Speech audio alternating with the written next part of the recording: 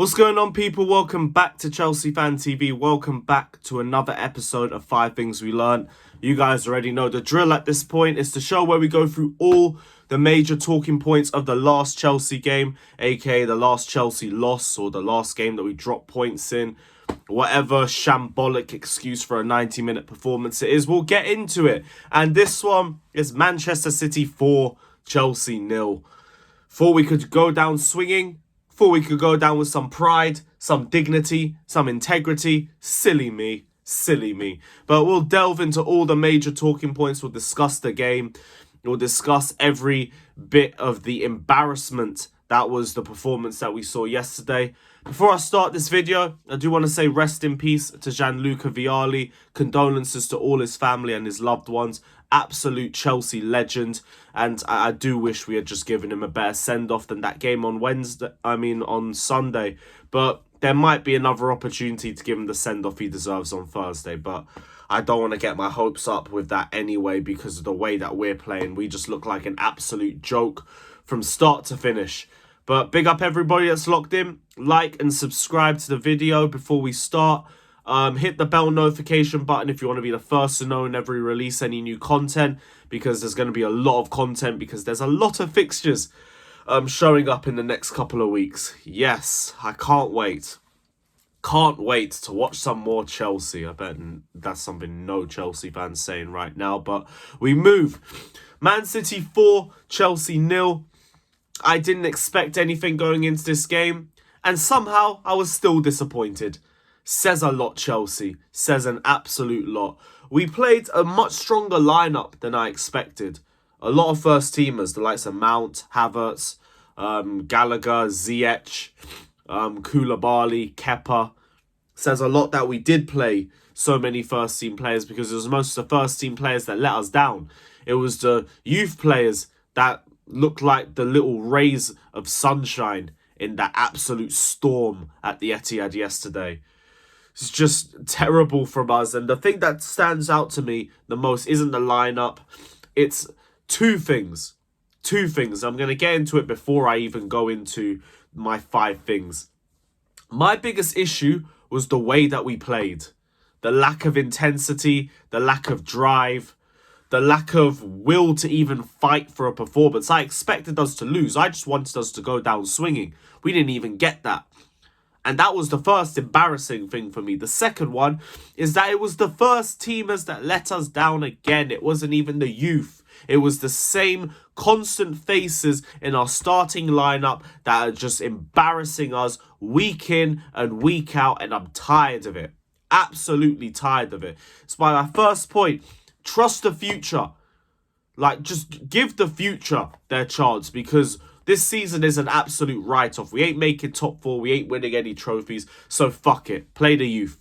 I don't care. Just play the youth. Play the new signings, the likes of Datro Fofana, Andre Santos, all of these lot.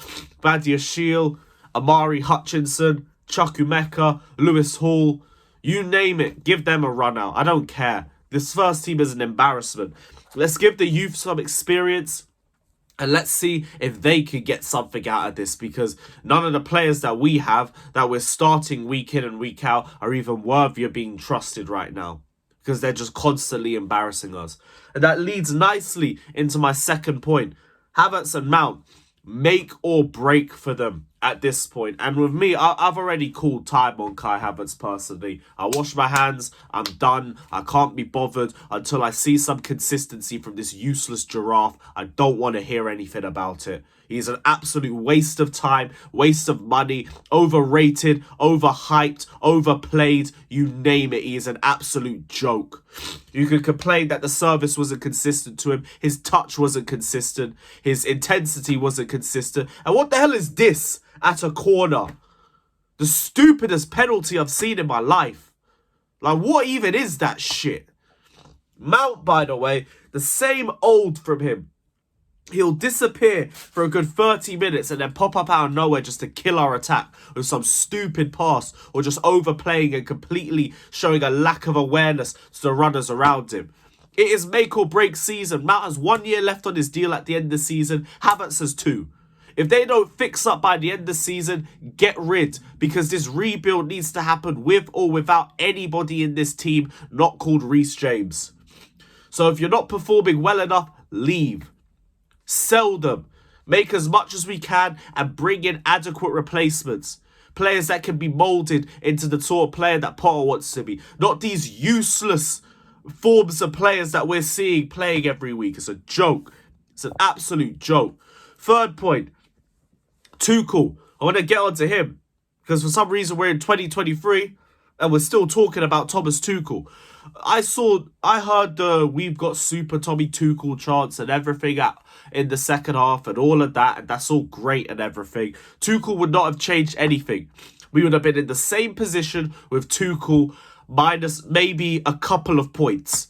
That would be the difference. We would still be nowhere near top 4. We would still be nowhere near top 6. So it doesn't make a difference. Maybe we would have progressed in the cups. I don't know. But we got City away in both ties. So I doubt that would have even happened. So why are we trying for Tuchel like he's not the reason why we're in this mess? Like the football under Tuchel wasn't as ugly as sin before he got sacked. Like he wasn't the one that was happy with this midfield going into the season. Let's not sit here and try and act like Tuchel was completely fine. He was still partly to blame, just like the owners, just like the players. So we could stop with that revisionism. Tuchel wouldn't have changed anything.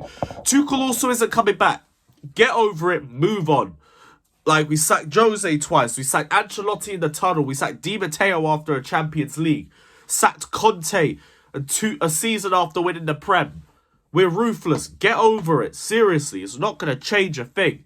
Not going to change a single thing. And that's my third point. Point number 4 is the lineup, because I saw a lot of complaints about it. I didn't care about the lineup, personally. I couldn't have cared less, because this game is the most pointless game out of anything we're playing for the next month and a half. This team is still going to have one eye on getting back into the top 4. This team has 10 injuries. We are 10 points off 4th. We are 10 points off the relegation zone. Why are we talking about an FA Cup game and playing our strongest 11? It doesn't make sense. Doesn't make sense at all when we already have this many injuries in the squad. Like, play whoever needs to be rotated. Leave out any key players. I use that term very loosely. But any consistent starters shouldn't have been starting. I didn't care about the lineup. I cared more about the performance. But the fact is, those players can't even hide because they got given starts. They just weren't good enough. They simply weren't good enough. And it's the same first team as letting us down. Ziyech, Koulibaly, Jorginho, Mount, Havertz, Gallagher. All letting us down consistently. It's the same players letting us down game in and game out. Final point. I'll end on a positive here, at the very least. Lewis Hall. I thought he struggled defensively against Mahrez, as you will usually do. But in possession, he looked good. He was taking players on successfully. He was asking the right questions of players. And that was like the only positive we had from the game. Big up Lewis Hall. Other than that, no, big up Kepa as well. Could have had a stronger hand for Alvarez's pen, but other than that, he's not to blame for everything. That's it. That's all the positivity you're getting from me in this video. Other than that, it was an absolute shambolic mess from start to finish. Absolute embarrassment. Everyone needs to hang their heads in shame. Man of the match to me goes to the fans, because they actually travelled to that crap and they still managed to keep their voice going from the first minute to the 90. Other than that, it was a waste of time, waste of money, waste of effort, and the players are a waste of space. Big up everyone that's locked in. Like, subscribe, and as always, up the Chelsea.